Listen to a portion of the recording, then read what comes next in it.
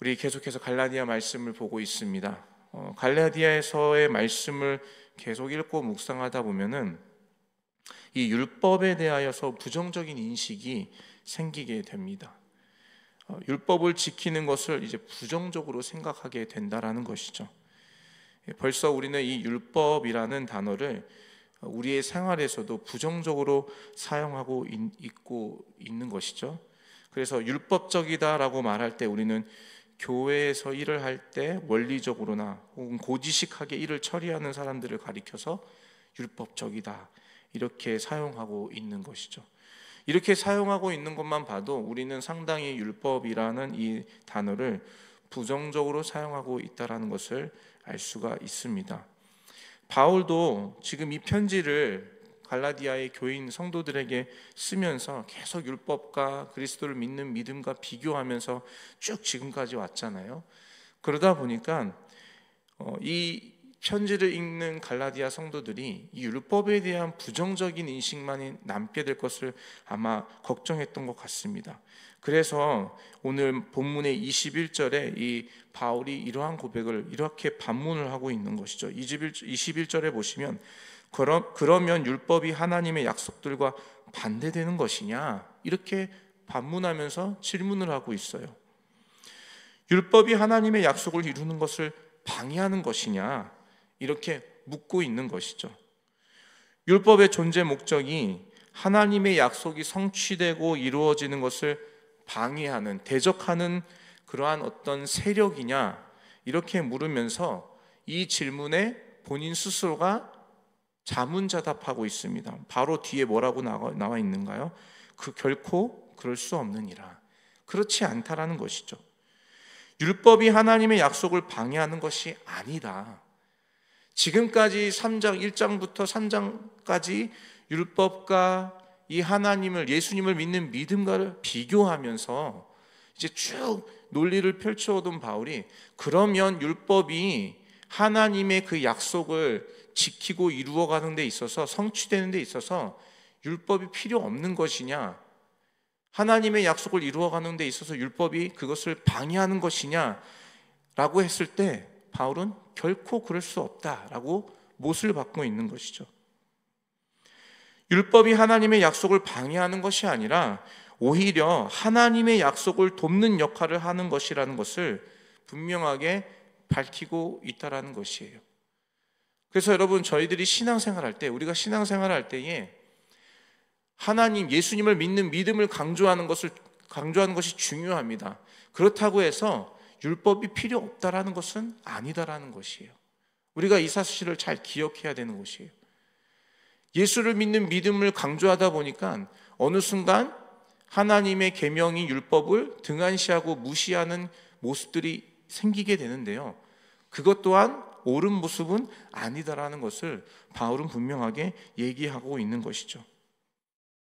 하나님께서 이 율법을 주시게 된 원인은 인간의 죄악, 범죄함 때문이라고 말씀하고 있습니다. 인간의 범죄함으로 인해 영원한 죽음에 이르게 되었죠, 인간이. 이 영원한 죽음이라는 문제를 해결하기 위해서 하나님께서 주신 유일한 해결책은 바로 예수 그리스도인 것입니다. 그런데 그 예수 그리스도라는 해결책을 얻기 위해서는 자신이 죄인이라는 것을 깨달아야 하는데, 그 죄인이라는 것을 깨닫게 하기 위해서 주신 것이, 우리 어제도 나눴죠? 그것이 바로 율법이다. 이 내용이 바로 오늘 본문의 19절에 나와 있습니다. 19절의 말씀을 해석한 것이 바로 이것이에요. 율법은 무엇이냐?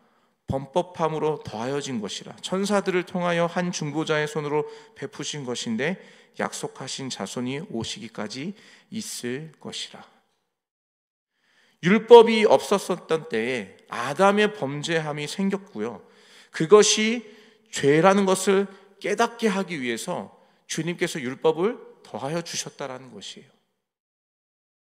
율법이 없었기 때문에 이것이 죄인지도 몰랐다라는 것이죠. 그래서 주님이 율법을 더하여 주셨다. 그래서 19절에 율법은 무엇이냐? 범법함으로 더하여진 것이다. 이렇게 말씀하시고 계신 것입니다. 우리 어제도 잠깐 나눴듯이 율법은 우리 죄를 깨닫게 하는 기능이 있다라고 말씀하고 계시죠. 이것은 하나님의 약속을 방해하는 것이 아니라 오히려 하나님의 약속을 돕는 것이, 그리스도께로 나아갈 수 있도록 돕는 역할이 바로 이 율법이라는 것입니다. 만약 이 율법이 없다면 우리 스스로가 죄인이라는 것을 깨닫지 못하게 되는 것이죠. 자신이 죄인이라는 것을 인정할 수 없게 된다라는 것입니다. 예수를 믿는 것이, 예수를 영접하는 것이 가장 어려운 사람들이 어떤 사람일까요, 여러분? 예수님을 믿는 것이 가장 어려운 사람들은 윤리적으로나 도덕적으로나 옳고 바르게 사는 사람들이에요. 다시 말해서 자신이 죄인이라는 것을 깨닫지 못하는 사람들이 예수를 영접하기 어렵다라는 것이에요. 왜요? 예수님이 필요하지 않거든요. 남들과 비교해서 객관적으로 착하고 바르고 진실하게 살고 있는 사람들이 자기가 죄인이라는 것을 어떻게 깨달을 수가 있겠습니까, 여러분? 인정하기 어렵다라는 것이죠. 죄인임을 인정하지 않는데 예수님의 은혜가 필요함을 느낄 수가 있을까요? 그럴 수 없다라는 것이에요. 법 없이도 사는 사람이라는 표현들을 우리가 자주 하고 종종 듣기도 하는데요, 그만큼 진실하고 성실하다는 좋은 의미로 사용되고 있죠. 그런데 여러분, 실제로 이런 사람들이 복음을 받아들이지 못하는 경우들이 많이 있습니다. 구원자 예수 그리스도에 대한 필요를 전혀 느끼지 못하기 때문이지요. 율법이 없으면 죄를 깨달을 수가 없다라는 것입니다.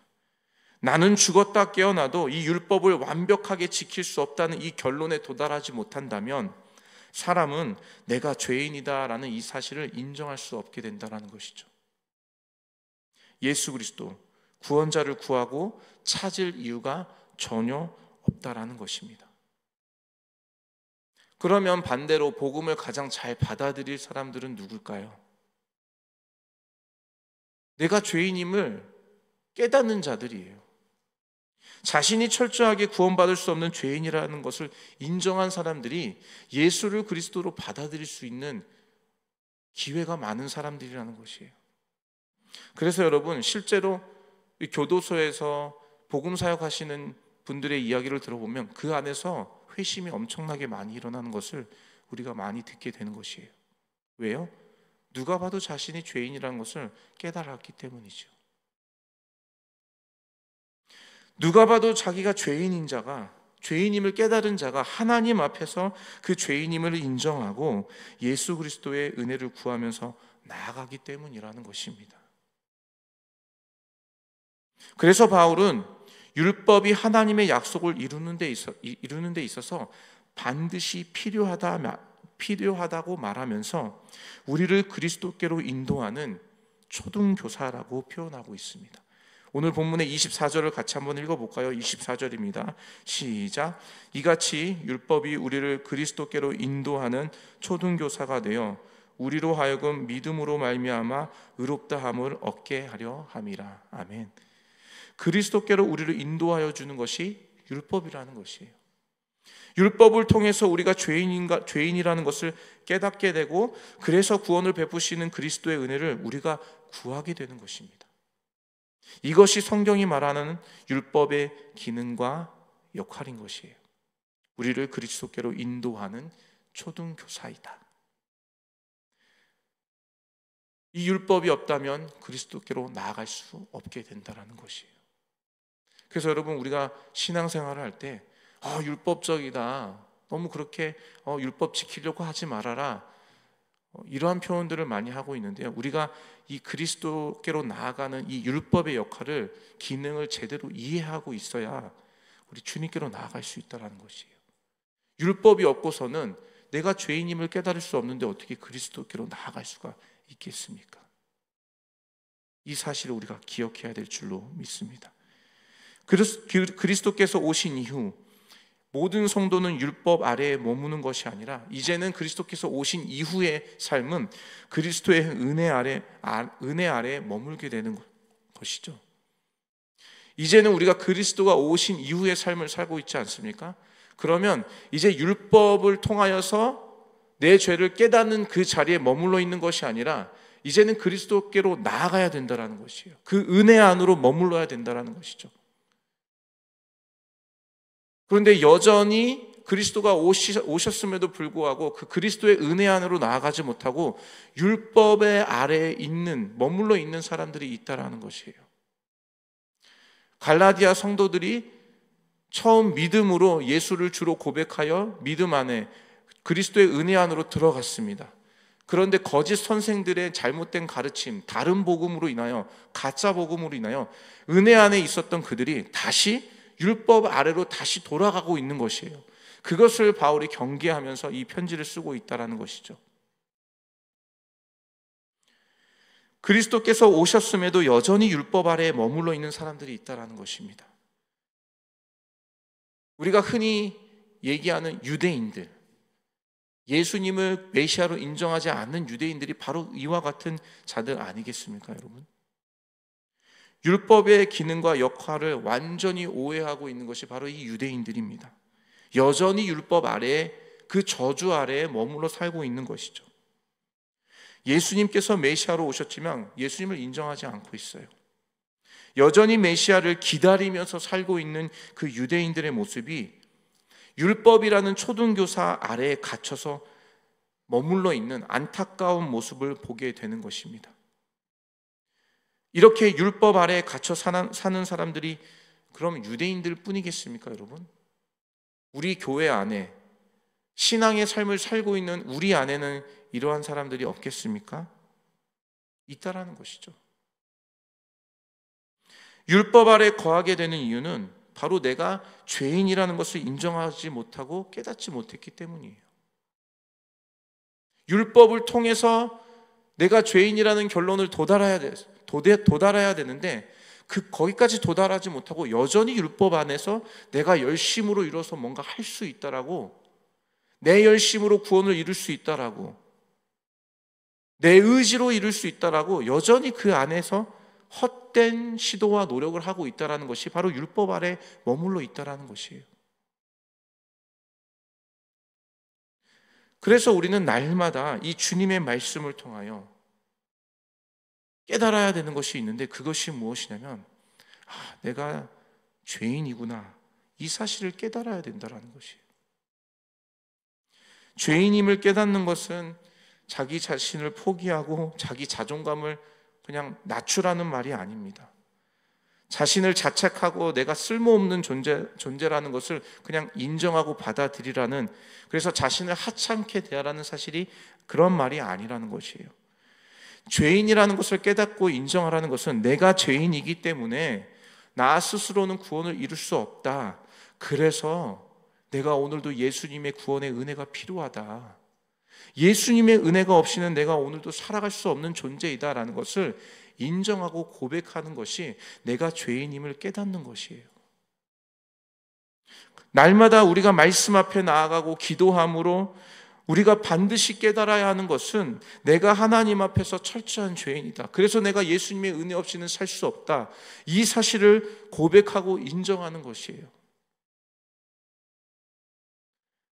그런데 우리가 교회에서 어느 정도 헌신하고 그 헌신함으로 인해 사람들로부터 칭찬 좀 받게 되고요,